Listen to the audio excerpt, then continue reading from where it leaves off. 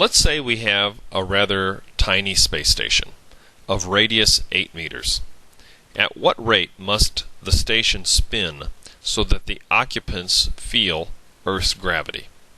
In other words, if this space station doesn't spin at all, these people are just going to float.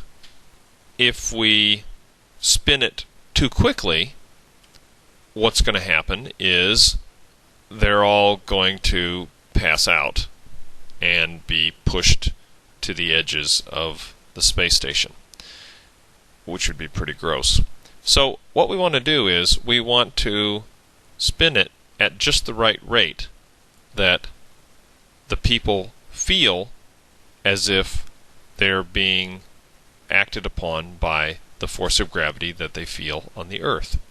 So the force on each of these people will be a centripetal force, a center-directed force, and one equation for centripetal force is the mass of each person times the distance that the person is from the axis of rotation times the angular velocity squared.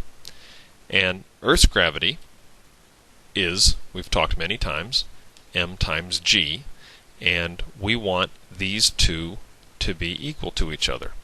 So we can see that the masses will cancel, and the angular velocity, the number of radians per second, then will be found by the square root of g over r. In other words, we've taken this equation here, divided both sides by r, and then taken the square root. So this tells us the rate at which we want this space station to spin. Well, we want g to be 9.81 meters per second squared because we want these people to feel like they're on Earth. And there's the radius of our space station, and that comes out to be 1.1 radians per second. Now that looks fine and dandy. In other words, this space station needs to go around once every 5.7 seconds. You know that one time around is 2 pi radians, or 6.28 radians. So if we travel at a rate of 1.1 radian each second, it's going to take us, we can calculate this, 5.7 seconds for this thing to make one complete loop. The problem is this: if a person is standing up, and let's assume that the average person is 1.7 meters in height, then the distance that the person's eyes are, or the person's head is, from the center is not 8 meters. That's how far the person's feet are from the axis of rotation. The person's eyes are only about 6.3 meters from the center. And if we calculate g is equal to r omega squared, we know what our omega is, 1.1. So g at eye level is only 7.6 meters per second squared. That's different than at our feet. At our feet it was about 9.8. At our eye level it's only 7.6.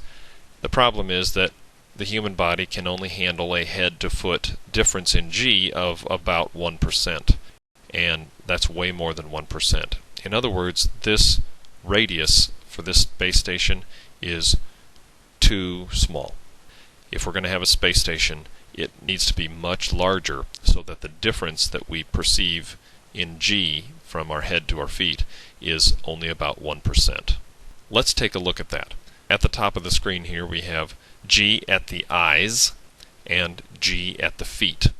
And the omegas are going to be the same because the angular velocity for any part of a rotating object is the same.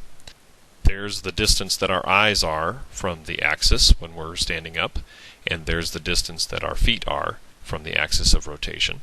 You can see here that for a constant omega, the acceleration depends only on how far we are from the axis.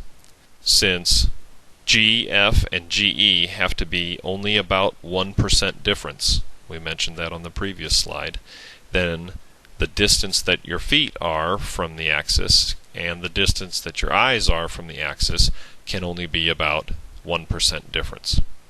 So, since a person is about 2 meters tall, then 1% of the space station's radius must be about 2 meters.